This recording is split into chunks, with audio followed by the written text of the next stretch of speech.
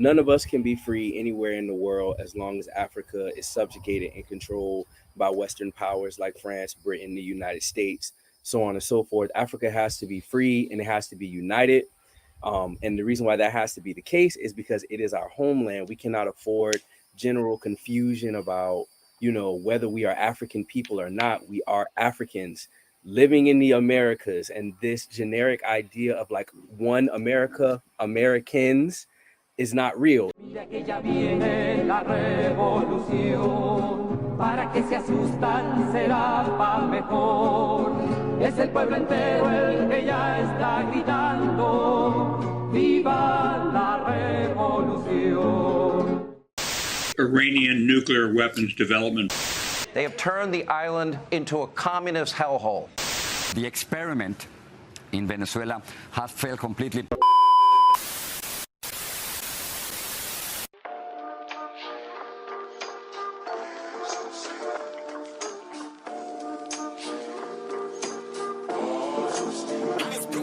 One of my favorite revolutionaries of all time, somebody who does not get a lot of attention and love, Maurice Bishop. This is a quote: "As the international capitalist crisis intensifies, it generates increased imperialist aggression, spearheaded by the most reactionary circles of imperialism's military-industrial complexes, who feel that the solution to this crisis in the buildup of arms, the provocation of wars, and the creation of tension spots around the world." And the original Troika resistance, Grenada, Nicaragua, and Cuba in the late 70s, early 80s. New Jewel movement, again, a very important scientific socialist movement to study. Comrade Salifu, any final thoughts from you on the decolonization of our America, the decolonization of led by African and indigenous peoples in Latin America and the Caribbean, and any final comments on that? Yeah, I just want to say that one of the biggest things I feel like as a part of our work as Pan-Africanists, Erica and I, we are very clear about the fact that African people, and I'm going to come back to why I'm saying African, but African, some of us like to call ourselves Black. None of us can be free anywhere in the world as long as Africa is subjugated and controlled by Western powers like France, Britain, the United States, so on and so forth. Africa has to be free and it has to be united. And the reason why that has to be the case is because it is our homeland. We cannot afford general confusion about, whether we are African people or not. We are Africans living in the Americas. And this generic idea of like one America, Americans, is not real. It's not scientific. It's not based on history or geography. We live in a region of the world called the Americas. There's a North America, there's a Central America, there's a South America. So one of the things that we are working really hard with in the Black Alliance for Peace and the All African People's Revolutionary Party is making sure that we use that word African more and more in communication and in contact with our people, because it's important for us to see ourselves as African. When we talk about the Americas, when we talk about the decolonization of the Americas, it's important that Africans in Nicaragua, the Africans in Cuba, the Africans in Haiti, the Africans in Barbados, the Africans in Jamaica see ourselves as African people who have been trafficked to this hemisphere of the world through the process of colonization and chattel slavery. That is why we exist in this hemisphere of the world and not in our homeland, right? And we have to see ourselves as African because something is happening in the Americas right now. There's a battle that is happening between socialism and progressive people's movements rising and fascism rising. And we see that not just on the far right, but there's also this issue I feel that needs to be addressed hardcore in the US left of like patriotic socialism. Those people terrify me. I have no idea what actually to do with that, because it's like it's just bound with contradictions that I don't think are making space for African people that can make space for African people on a land that needs to be decolonized. So we have to be able to recognize each other. We have to be able to see each other. We have to be able to communicate with each other, plan with each other, and that has to be shit. That can't just be through the basis of like some identity imposed upon us because of the color of our skin. Somebody else said we were Black,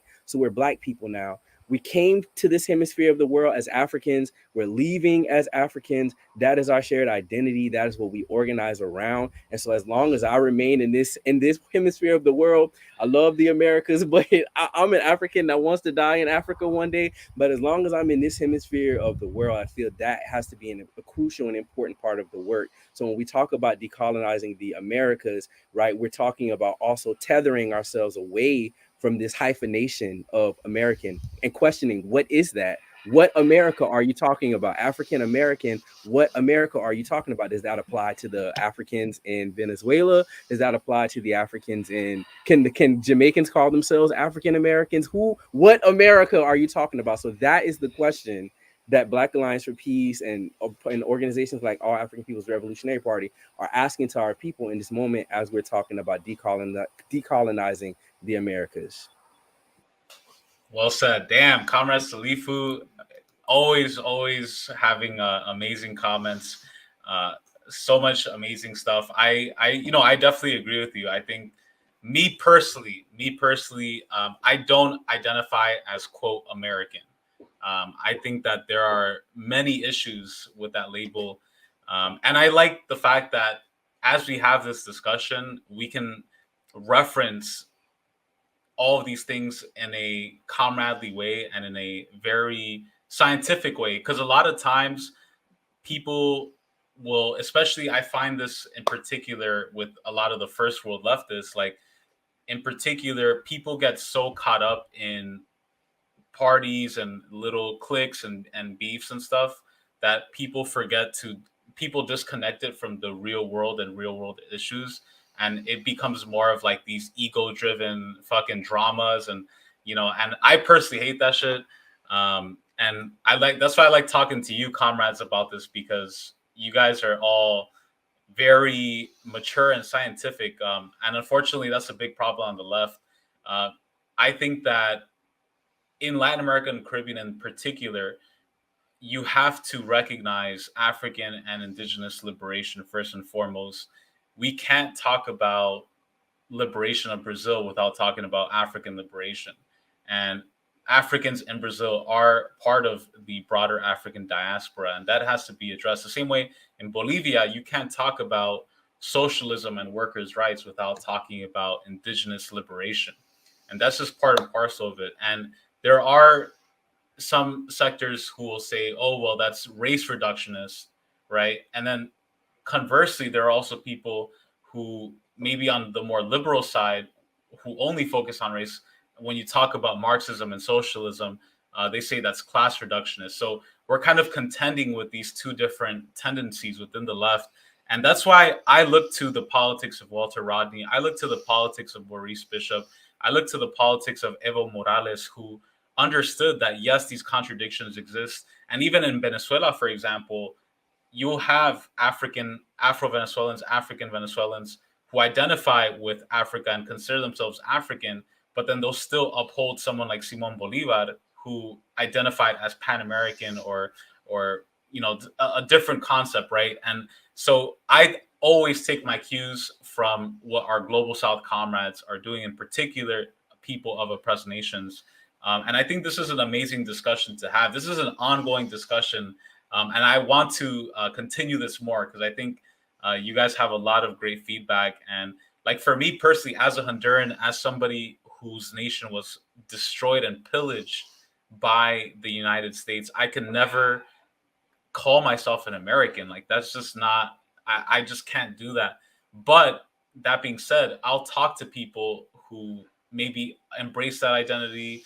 And I also think it's so important as communists to have discussions with different tendencies and different people, because we're not evangelical Christians. Going back to what compañero Carlos was saying, like the purity fetishism, like we're not evangelical Christians, we're scientific socialists. And we have to contend with these different tendencies and study them well to be able to have a proper analysis. So, you guys have really insightful comments. Compañero Carlos, any last words that you want to say before we head out? Well, yeah, I've appreciated listening to all of you. I think specifically the final comments from both of you were excellent. One of the things that's often underlooked is the fact that when Marx says that the history of all hitherto existing society is the history of class struggles, he doesn't say class struggle. There isn't just one; it's class struggle, and that's something that Domenico Losurdo, a prominent, I think, in my opinion, one of the best Marxist-Leninist theoreticians of the last half a century, he emphasizes it in his book by the same name, Class Struggles, that Marxists don't have this reduction of class to just this one battle. We understand class as just a group's alignment to a specific form of production, which means that in different times, things like nationhood, things like sex, things like race come to the forefront as themselves class struggle. And so when we understand class struggle like that, these things aren't secondary, right? They're at the forefront because they are forms of class struggles. I think that we're experiencing a very interesting moment. We have a world outside of the capitalist imperialist world order that is uniting in its struggle against imperialism. We're seeing that more and more consistently over the last 2, 3, 4 years. And we still have the election, hopefully, of Petro in Colombia. And then in October, we have Lula, who has mentioned that he is thinking about perhaps creating a new currency. And if that somehow gets instituted through ALBA, it'd be huge in the process of de-dollarization, which, of course, creates more conditions for autonomy for our people. But at the same time, we have a condition here in the U.S. where the vast majority of working people are struggling and are discontent, and there aren't really many alternatives out there. Some of them have been led towards fascistic routes and the far right, because we know that for the capitalists, they prefer fascism before socialism any day of the week. But I think that at the end of the day, the working classes of the U.S., the oppressed nations, and the working classes of countries that are suffering under capitalist imperialism, their interest is all together in the struggle against monopoly capital, in the struggle against industrial and banking capital, and in the struggle against imperialism. And this is something that I think in our project in Midwestern Marx, we try to emphasize. Probably 95% of the content that we make is anti-imperialist content, debunking imperialist propaganda, and always showing how it is in the interest of workers here in the U.S. to align themselves with these anti-imperialist, anti-colonial, national sovereignty struggles around the world. And I think that at a time of crisis, we know that you can't predict what needs to be there for a revolution to take place, but there's certain elements, there's certain characteristics that we know will be there. And some of them, the main ones are crisis. There needs to be an objective condition of crisis, and there needs to be consciousness. And I think we have that objective condition of crisis. We have it on a perpetual cycle. The living standards in the U.S. are just not good for the vast majority of people. I saw a statistic the other day that half of American workers are a lost paycheck away from homelessness. So these are conditions that are fertile for revolutionary movements and struggles, and we have to take advantage of them and always tie it to the cause of overcoming the capitalist imperialist system, which oppresses not just workers here at home, but abroad as well. Beautifully said. And final word to Comrade Erica. Your thoughts on all this and any suggestions you have, Erica. You always have really amazing resources for people to learn and study, especially when we're talking about national liberation and African liberation, indigenous liberation. Your final thoughts and any suggestions you have. Yeah, I do appreciate Lihu noting, why we call ourselves Africans, why we see ourselves as Africans, and what that means politically for our liberation struggle and why it's important. And I also appreciate that Carlos noted that Brazil and Colombia is having 2 important elections because those are majority African nations. So it's important for us to look and see what's happening there, especially with Lula's history. So we're hoping for the best because we know that there are countless Afro-Brazilians that are standing behind him. So we're hoping that turns out. I mean, I think for references, maybe if we're talking about like books and things, things that I look to, always Groundings by Walter Rodney, Maurice Bishop Speaks. There's a book called For the People, but I know that it's like limited print. So I know that Dr. CBS was trying to work out a way to get a PDF. So if that happens, but For the People talks about all of the African liberation struggles from the Caribbean and the continent and the U.S. So folks can get a better sense of how they all lined up. And then I want to recommend Gerald Horne for folks if they have not read the Stellar Apocalypse series. I think it gives an interesting perspective about the foundation and creation of the U.S. and why we consider it a bit of a confusion for Africans to find themselves here. If you understand how the U.S. was created, and on what grounds, on what. So I think that Gerald Horne offers a lot in that regard with those three books. So I highly recommend it, especially since I learned a significant amount. Also, his book on Cuba was really great, especially for that anti-blackness question. A lot of the things that Salifu talked about things being a process.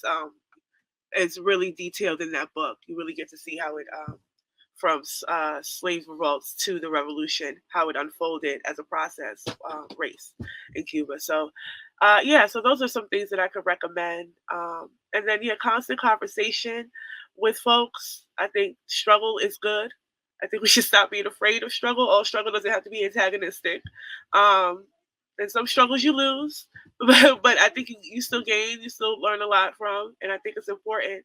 And join organizations, because as Carlos mentioned, we are currently living in the U.S. under drastic austerity policies. Like it's really, and if they're only piling them on as they're sending more money across the Atlantic to Nazis, and like disregarding their own citizens as they talk about democracy, right, in other countries or lack of. So I think joining organizations and trying to build power through that way, especially as African and other colonized peoples, it's especially important for us to build independent power outside of the duopoly. So that's all I can offer. Yeah.